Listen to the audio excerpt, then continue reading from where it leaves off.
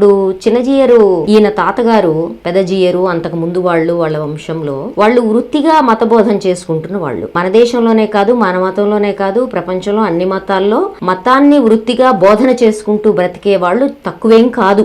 వీళ్ళు ఎవరైతే ఉన్నారో కేవలం మత ప్రచారంతో బతికేవాళ్ళు, వీళ్ళు మఠాల్లో ఉండొచ్చు, లేకపోతే హఠాల్లో ఉండొచ్చు, లేకపోతే గురువులుగా ఉండొచ్చు, ప్రచార గురువులుగా ఉండొచ్చు, లేకపోతే ధ్వజస్తంభాలని భుజాన వేసుకొని అనేక ఆలయాల పునరుద్ధరణ వాదంతో తిరగొచ్చు, ఏదన్నా కావచ్చు. వీళ్ళందరూ ప్రధానంగా మతాన్ని ప్రచారం చేసుకుని బతికేవాళ్ళు. మతాన్ని ప్రచారం చేసుకుని బతకడం తప్ప అంటే మన రాజ్యాంగం రీత్యా తప్పేం కాదు. సో వీరు ఇంత కార్పొరేట్ యాజమాన్యము, కమర్షియలైజేషన్ వైష్ణవానికి రాకముందు అంటే చిన్నజీయర్ స్వామి గారి హయాంకి ముందు వాళ్ళ తాత హయాంలో ఆయన కోస్తా ప్రాంతానికి వస్తూ నడికుడి ఈ ప్రాంతం అంతా సంచరిస్తూ ఒక నెల పాటో 15 రోజుల పాటో ఒక ప్రాంతంలో ఉంటూ బోధనలు చేసుకుంటూ పురాణ కాలక్షేపం చేస్తూ ఇలా ఉండేది.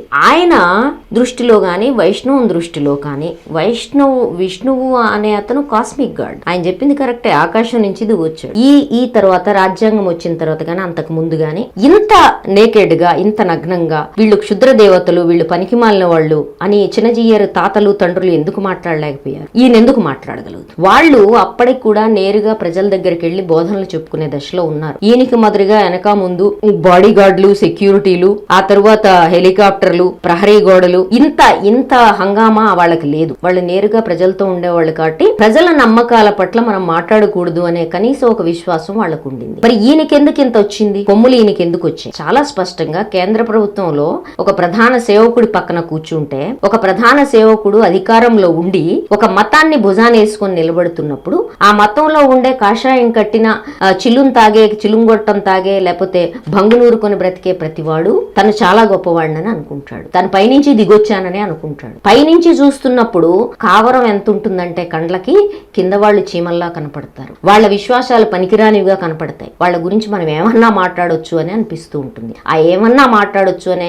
కండ్లకు కంపిన కావరం నుంచి వచ్చిన ఈ తృణీకార వ్యాఖ్యలే మాంసం గురించి, ఆహార అలవాట్ల గురించి, అమ్మదేవతల గురించి ఈ మాట్లాడిన మాటలు.